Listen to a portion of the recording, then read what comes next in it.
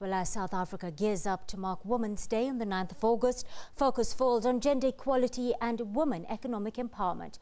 Women's Day in South Africa is a public holiday that pays homage to the women of our nation who fought tirelessly against the tyranny of Apartheid-era government. But to date, many disparities continue to marginalize women, and more specifically black women, from participation in the economy.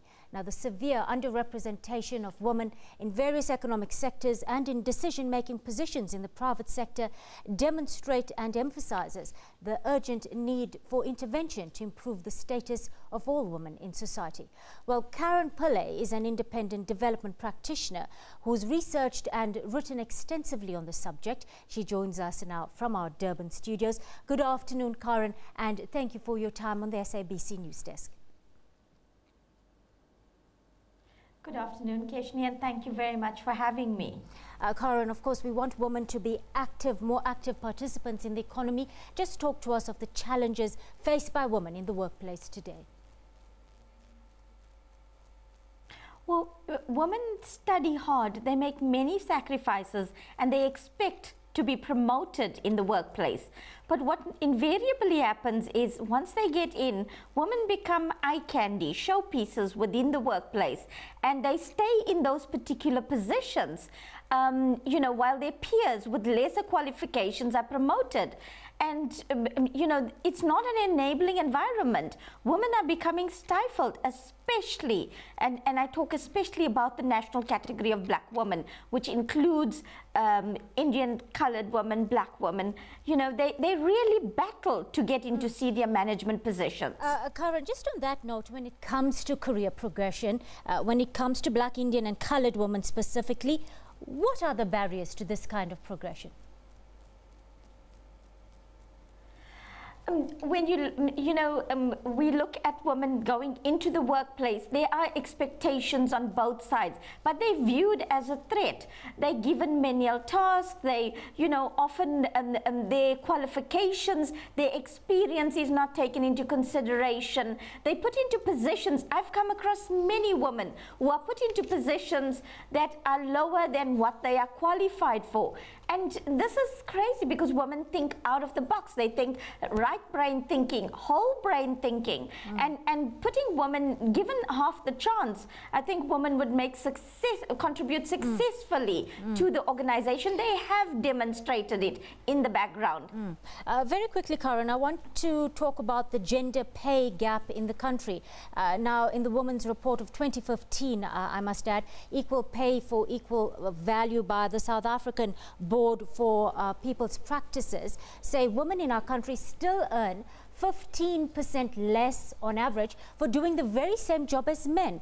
Why does this pay discrepancy persist, even when we have relevant laws, legislation in place to drive the change we want to see?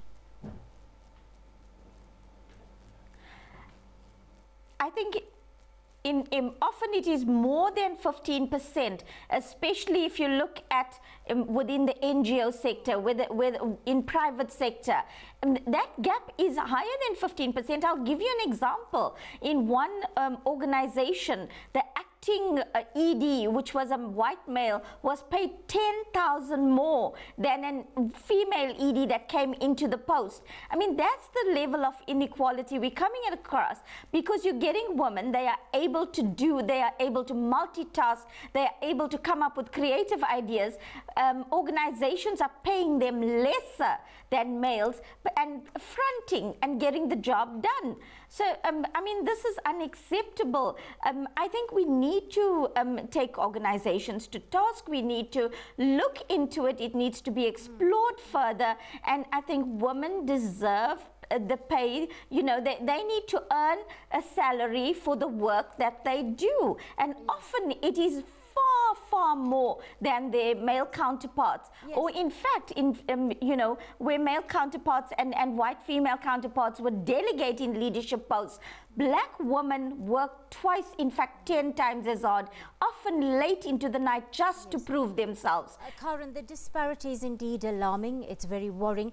Let's talk about the reality facing many black women who take a break to complete their families, have a baby or two, or maybe want to return to the workplace, but she's often has to return on a lower scale or for less remuneration. Why is choosing to have a child and start a family such an anomaly in the South African workplace? It doesn't mean that one loses our skills or capabilities or talents just because I choose to have children. Absolutely not. In fact, it enhances their skills. Women are able to think more compassionately, view things from a different perspective.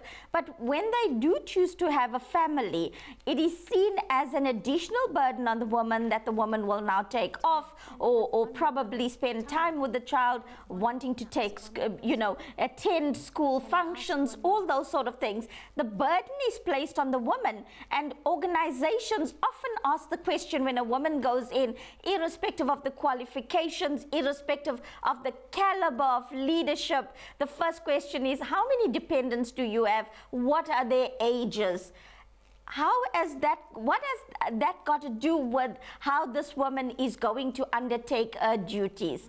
I don't think that impacts on her duties. But organizations use it as a selection criteria. Karen, on that note, how should we as working women be negotiating our salaries? I mean, many women are still struggling with this. If one is too forceful or assertive, employers rather turned off. And then many women are still rather coy about this. How are we socialized? Socialization of young girls really coming into play here?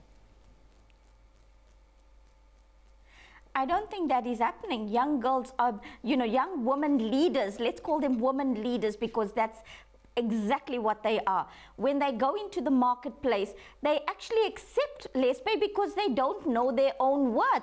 And organizations are not going to tell them their own worth. So they go in and they they shortchange themselves. They market themselves for less than what they are worth. And when they find out that their peers are earning more, it is often too late to do anything about it. And therefore, it is important for young women leaders to look at market-related salaries, because when an organization says market-related salaries, you look at what the market is paying a woman in a CEO post, what is it paying a woman in a senior management post, and you base your salary on that. But often when they go in and they are, they're confident, they exude confidence, and they exude, this not aggressive, I think it is this assertiveness, and the absolute confidence in their abilities.